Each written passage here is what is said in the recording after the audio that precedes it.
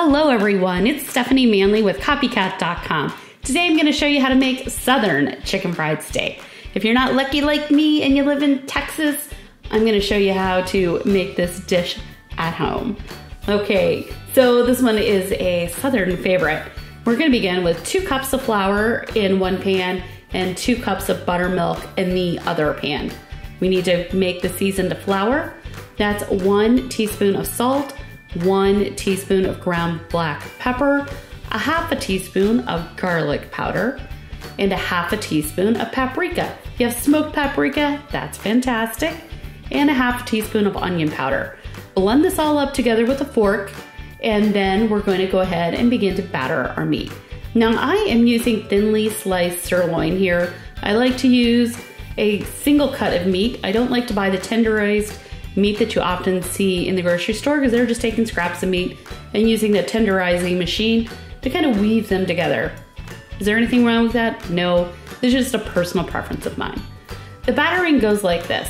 Flour, coat it really well, shake off the excess, dip it in the buttermilk, let the excess buttermilk drip off, and then back into the flour. You really need to kind of coat and really press that in very, very well. Now I let my meat rest on a cookie sheet that has a wire rack on top so the air can kind of get all the way around the cookie sheet. I'll show you that in just a moment.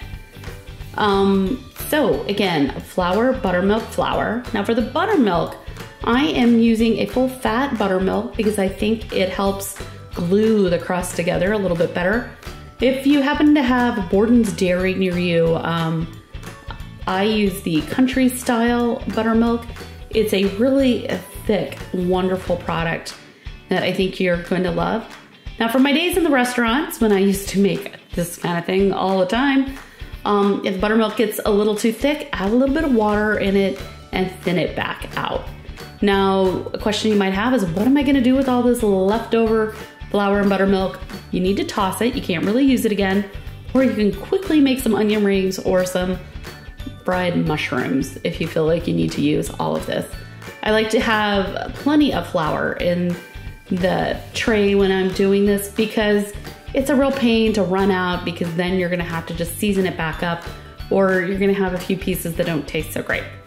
All right, so again, flour, buttermilk, flour, press it on really, really well, shake off the extra, and then I'm gonna let it dry, again, about 5 to 7 minutes. Let me just show you what that looks like. I have a really big piece right here. I battered up a whole bunch this day, and this is a huge piece. You're gonna have to fry this one up all by itself. And if you notice that there's any spots that you didn't get covered really well, go ahead, cover that in and pat it really well.